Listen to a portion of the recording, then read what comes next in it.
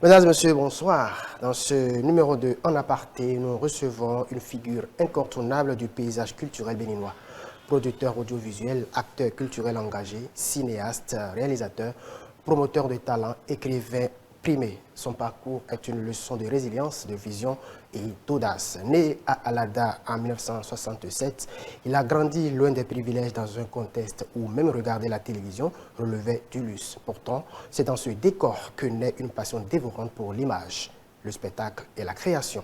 Entre difficultés familiales, débrouillardise précoce et engagement sans relâche, il s'est construit pierre après pierre jusqu'à devenir aujourd'hui PDG de Gangan Productions, un acteur clé de la promotion du cinéma et de la culture du Bénin. Lauréat du Grand Prix littéraire du Bénin 2025 avec son œuvre Yanou, il incarne cette génération qui ne se contente pas de rêver, mais qui bâtit. Claude Balogun est notre invité, il est en aparté. Claude Balogun, bonjour, bonsoir. Bonjour, bonsoir, selon que vous êtes. Merci, chers amis et collègues, n'est-ce pas? Merci pour avoir accepté de faire cette émission-là avec nous. C'est moi.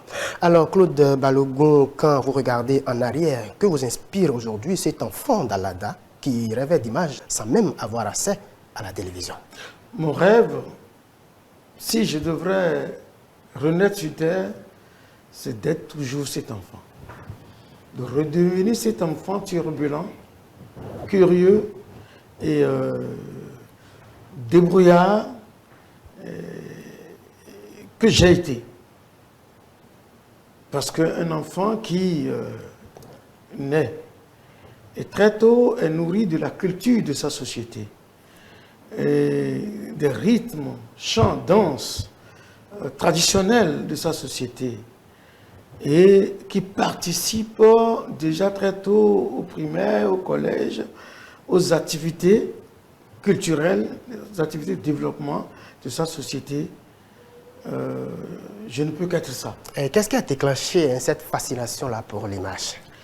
La fascination pour l'image est venue, comme vous l'avez évoqué brièvement dans votre introduction, de la curiosité d'un enfant qui, de son village Révidovo, va marcher quelques kilomètres pour se retrouver sur la route de Tanga, dans la cité des cadres de la Sonicoque d'alors, les cadres de la Sonicoque d'alors, la nuit, pour jeter un coup d'œil ou pour regarder depuis la terrasse un écran blanc-noir juché sur l'armoire ou le présentoir de ce cadre dans son salon. Et presque tous les soirs, on allait pour regarder la télévision chez ce cadre, puisque télévision poste, il n'en existait pas dans le village à l'époque. Alors, est-ce qu'à l'époque, puisque vous en parliez, vous avez déjà connaissance que ce que vous faisiez là allait devenir un métier? Non, non, non. Si je dis oui, j'aurais menti. Je ne savais pas. C'est quand je suis venu à Cotonou et quand la télévision est devenue télévision couleur et quand j'exerçais en tant que comédien déjà que le désir de renouer avec les images que je regardais en blanc-noir au village m'a poursuivi et m'a possédé et je me suis pointé à l'ORTB à l'époque où je proposais déjà des sketchs et des scénarios à de grands producteurs-réalisateurs de la télévision à l'époque. Est-ce qu'on peut dire concrètement que c'est cela qui a renforcé votre détermination? Ben, pas que ça. Pas que ça, tout simplement parce que depuis le village, déjà, je fais le théâtre à l'église catholique de Renvi. Je faisais déjà, j'étais percussionniste, le groupe de la chorale. Ensuite, j'ai fait du théâtre au village. L'église organise des kermesses et on faisait du théâtre. Et au collège Webo, j'ai poursuivi avec le théâtre au collège.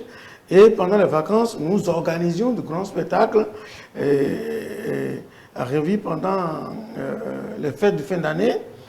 Et tout ça là a créé en moi le virus des arts. J'ai été initié à plein de sociétés secrètes du village, telles que le Sangbeto, le Kouvito, le Oro. Et puis, bon, voilà, après, le Gurunko ailleurs. Et donc, j'ai été initié à des masques. Et je chantais, je dansais, évidemment, beaucoup. Et sans oublier qu'à l'église, on dansait également. Alors, tout ça là m'a accompagné à Cotonou lorsque j'ai commencé le collège Notre-Dame. Et je me suis inscrit au collège Notre-Dame, dans la troupe du théâtre du collège, où on faisait du théâtre. La secrétaire particulière, c'était là qu'on l'avait développé et tout. Et par finir, je me suis inscrit dans une troupe, on a co-créé presque une troupe qu'on appelle Yeke Yeke avec Jean-Marie Vidjenaï de la compagnie Achakata. Donc on faisait la section théâtre, Marcel Ofiko et moi, et Brice, Floris Adjaron. On faisait la section théâtre vraiment de cette troupe. Mais on en était là lorsque l'idée nous est venue de nous désolidariser de cette troupe, nous 5 qui étaient comédiens.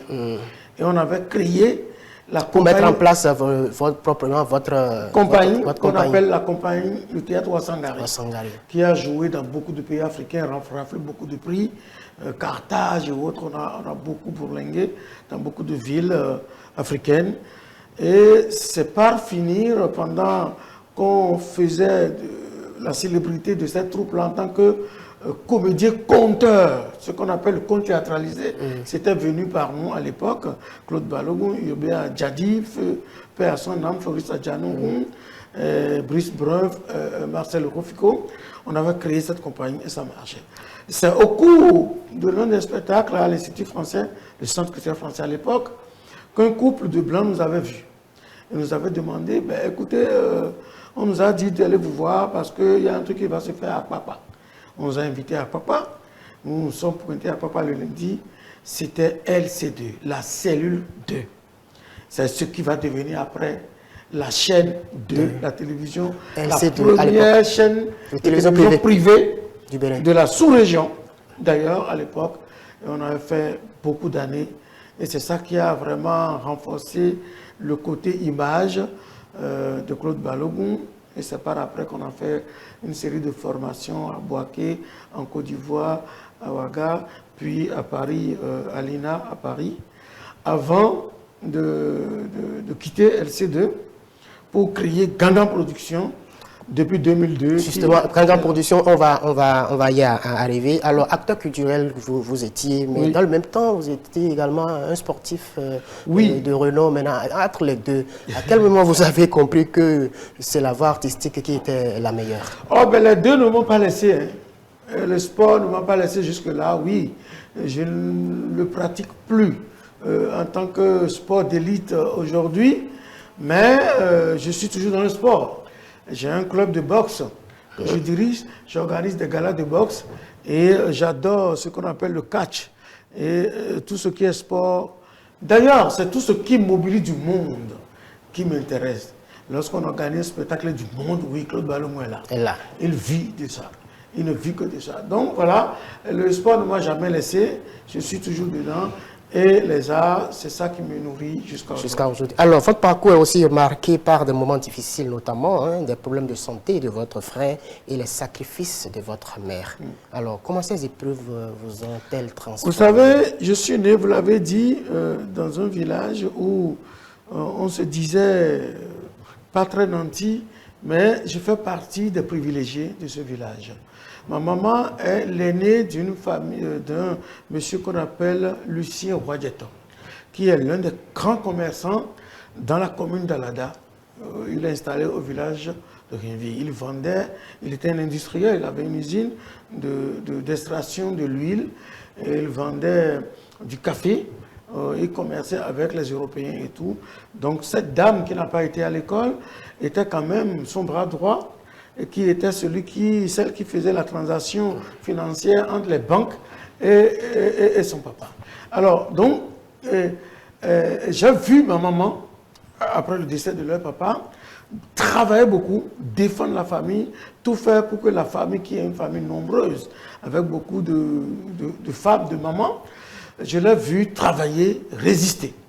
Ma maman est une maman brave, qui a beaucoup d'enfants d'ailleurs, et qui s'occupait de ses enfants, qui a refusé d'aller rester chez un mari et qui restait chez elle. Elle est une commerçante qui vendait vraiment de la friperie de Cotonou au village, des fruits du village à Cotonou. Et il y a le train qui s'arrêtait et c'était grâce à son papa à Révy. Il y a une station à Révy et elle profitait de ça pour... J'ai vu tout ça là évoluer à l'époque. Et dans cette ambiance où elle s'occupait de ses frères et sœurs, de toute sa famille et de ses enfants, son enfant Anselme, quatrième dans la fratrie, était tombé malade. Il a vraiment souffert du subménage, de la démence. Et c'est ça qui a ruiné ma maman. J'ai vu ma maman dépenser toute sa fortune, tout son commerce.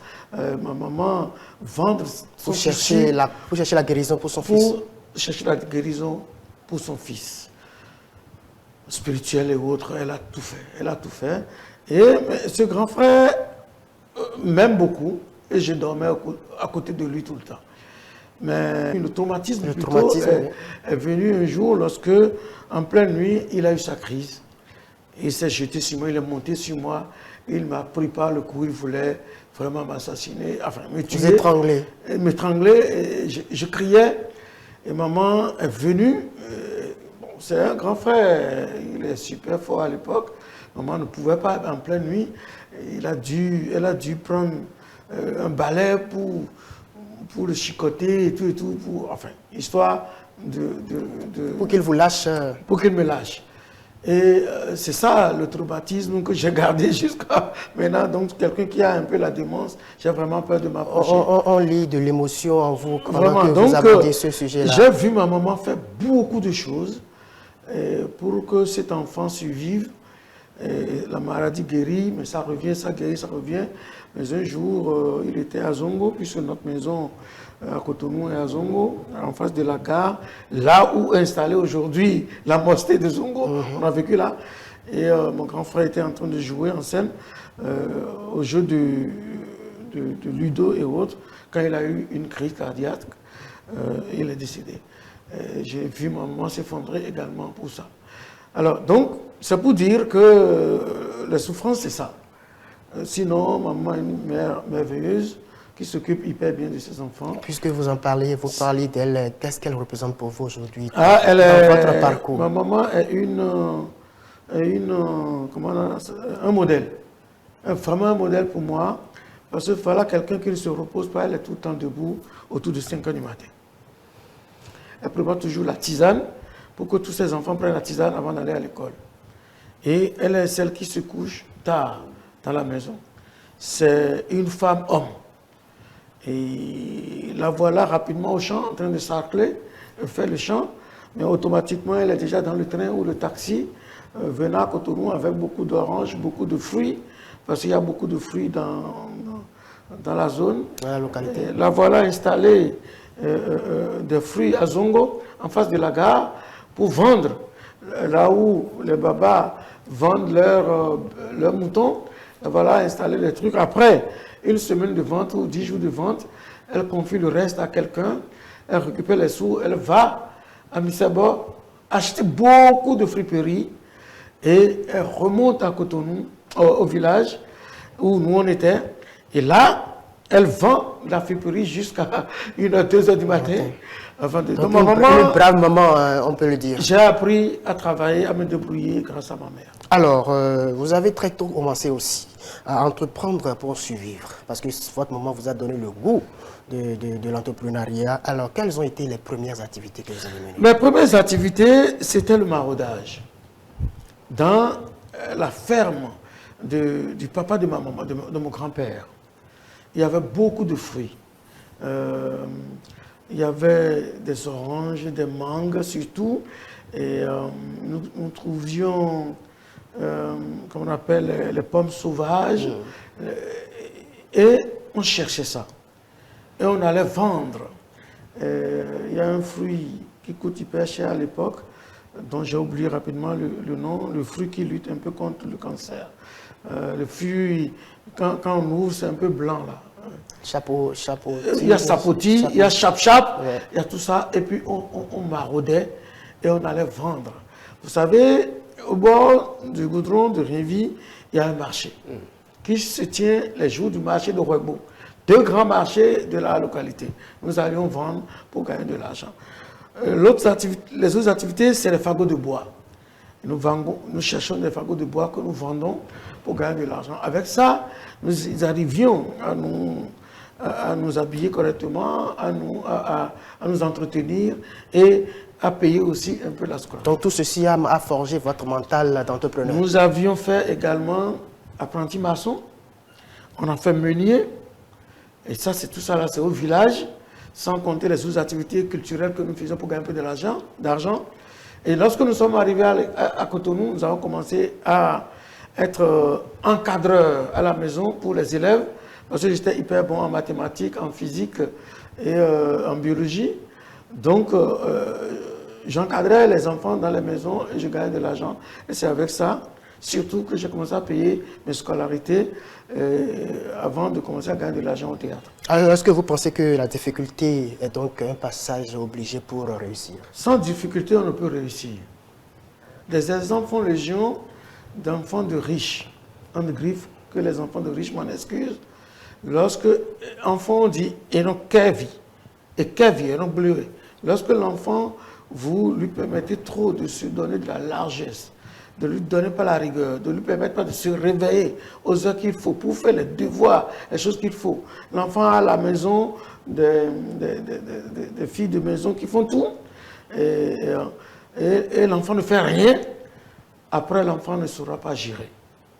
C'est dans la difficulté qu'on apprend à gérer son argent. Vous savez, lorsque je gagne de l'argent en encadrant les enfants à la maison, les sous que je gagne, je les prends et je les garde et je bouffe un peu. Donc vous faisiez de l'économie. De l'économie. Et c'est la difficulté qui m'a amené à ça. Alors, justement, merci beaucoup, Claude Balogun. Alors, on va aborder un autre pan de cet entretien-là. On va aborder très rapidement, puisque vous en parlez, Gangan Production. Oui. Alors, comment est née l'idée et quelles étaient les idées de départ? Très rapidement. Hein. Bon, Gangan Production, Claude Balogun était déjà à LC2, en tant que réalisateur pratiquement appelé, surnommé l'un des meilleurs réalisateurs de LC2 à l'époque. Ensuite, il y a la série Taxi Brousse qui est arrivée. J'étais l'un des réalisateurs de Taxi Brousse. Avec l'acteur Yann Sechenou qui était comédien à l'époque. Il s'est fait que, par des concours de circonstances, LC2 devrait faire un licenciement économique. Et je faisais partie de ceux qui ont été licenciés. Qui devait partir. Alors, lorsqu'on sait qu'on ne peut pas fermer une lumière, on met la lumière sous le boisson. Sous le boisson. On devait savoir que, imitant ma maman, je fais beaucoup de choses et je fais plein de choses. Alors l'idée m'est venue de créer Gangan Production. Créer Gangan Production parce que sans créer une entreprise, je ne pouvais pas commercer avec l'État. Je ne pouvais pas soumettre des dossiers à l'UNICEF, par exemple, au système des Nations Unies et autres. Alors j'ai vu le besoin, j'ai créé d'une manière administrative Gangan Production et j'ai été licencié depuis 2002. Gangan Production existe et continue de travailler jusqu'à aujourd'hui. Alors, grand réalisateur, producteur de cinéma, votre projet cinéma dans la cité est reconnu aujourd'hui au plan national, mais aussi au plan international. Alors, quel était l'objectif de départ de ce projet? L'objectif de départ, c'était de montrer mes films à la population. En fait, il y a un autre pan de l'histoire que je n'ai pas pu dire, le temps étant hyper chose. L'aîné de ma maman travaillait à la télévision qu'on appelle Le Bénin. Il était l'un des videurs. Parce qu'il faisait le karaté, il était très très fort.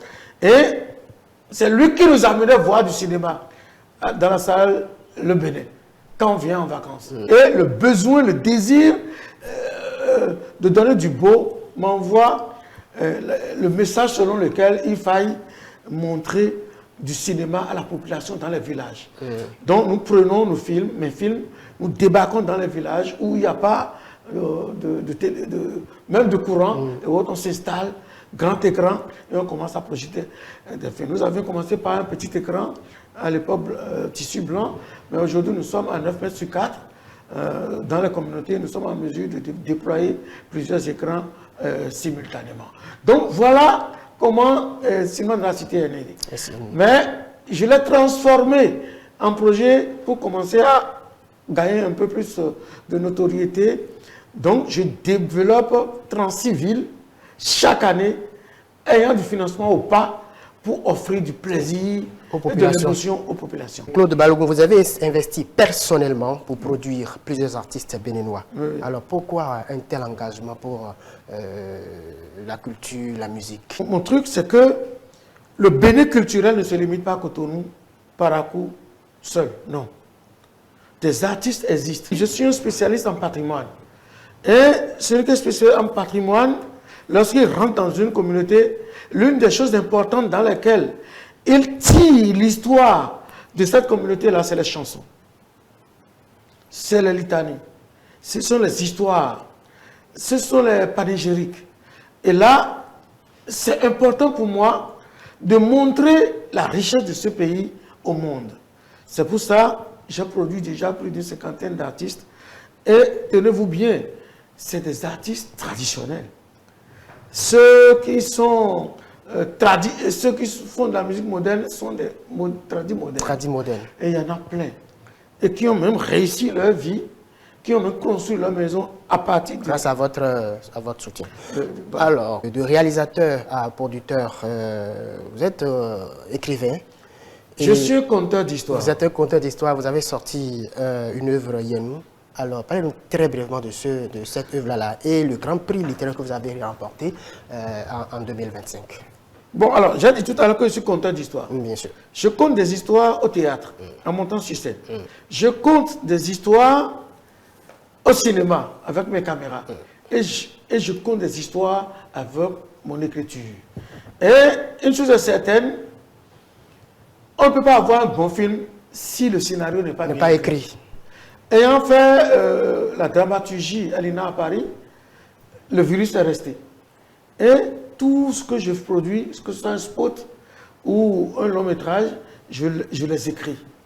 Et en les écrivant, voilà, j'ai décidé de les sortir en livre. Mon premier livre, c'est Huedo. Mon deuxième est un roman qu'on appelle Le Pacte. Mon troisième est un conte théâtralisé comme Huedo, qu'on appelle Querelle de quartier. Celui-là est hyper fort.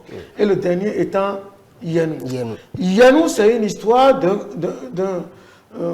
deux jumelles, nées le même jour, mais séparées presque à la naissance, une en Europe et une ici. Après, celle qui est en Europe va devenir la chef d'une bande. Et par un concours de circonstances, va se retrouver sur sa terre natale, ne sachant même pas que c'est sa terre natale lorsqu'elle aura 23, 24 ans. Pendant ce temps, sa seconde, sachant bien sûr qu'elle a une jumelle, mais ne la connaissant pas, ne l'ayant jamais vue, est devenue commissaire de la plus grande ville de son pays. La mission va lui être confiée un jour, la commissaire, d'aller débusquer la bande installée dans la grande forêt et qui fait beaucoup d'exactions. Et il va se retrouver que c'est sa soeur qui est à la tête de cette bande. Ça, là, un moment va lui demander, mais Yenou, lorsque tu vas te retrouver face à face avec ta soeur, et tu te rendras compte que c'est ta soeur qui est à l'origine de tout ce qui se passe, que feras-tu? Que feras-tu? Le sang appellera-t-il le sang ou la nation primera sur le sang? J'ai écrit cette histoire depuis 11 ans bientôt, déjà. Le djihadisme, l'histoire des filles ramassées au Niger de Chibok et autres. Et j'ai mélangé l'histoire de l'insécurité, des attaques terroristes à une histoire de l'endogénité, la réalité de la déité jumeau sur notre territoire. Alors, en 30 secondes, vous allez regarder droit dans votre caméra et parler à la jeunesse béninoise. Je dirais aux jeunes qui voudraient devenir cinéastes. 1. D'avoir une fibre artistique d'abord avant de s'y engager. 2. D'être honnête sur tous les plans. Être honnête, c'est avoir un bon rapport avec ses coéquipiers. Être honnête, c'est de venir à l'heure. Lorsqu'on donne une heure, d'aller travailler. 3. À part la formation, gagner de l'expérience en travaillant à côté de quelqu'un. en travaillant avec d'autres. Ce n'est pas tout ce qu'on fait qui apporte de l'argent. L'expérience est beaucoup mieux valorisée, vendue demain, mieux que être cher. Et puis, ne vous vendez pas gratuit non plus. Croyez en Dieu et puis tout ira. Merci à vous, Claude Balogun. Votre parcours nous rappelle une chose essentielle. Les rêves ne naissent pas dans le confort, mais dans la détermination. Vous êtes la preuve vivante qu'avec peu de moyens, mais beaucoup de volonté, on peut bâtir des projets qui impactent toute une génération. Merci d'avoir été avec nous en toute sincérité en aparté. Claude Balogun, merci. Merci beaucoup à toi et merci pour l'invitation. Et chers amis téléspectateurs, c'est la fin de cette émission en aparté de ce jour. Je recevais pour vous Claude Balogun, grand producteur, cinéaste et écrivain, un acteur accompli. Merci de nous avoir suivis. À la prochaine.